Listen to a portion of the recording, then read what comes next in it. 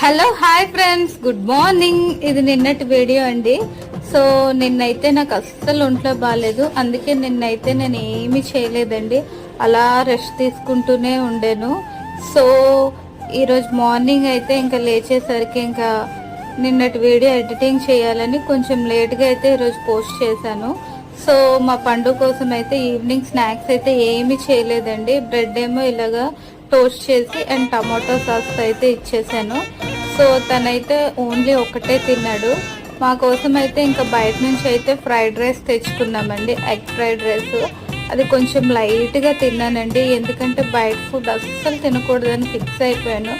But ఏం చేస్తాం, అప్పుడప్పుడు బయట నుంచి తెచ్చుకోవాలి కదా బాగాలేనప్పుడు. సో ఫ్రైడ్ రైస్ టేస్ట్ అయితే చాలా బాగుందండి నిజంగా.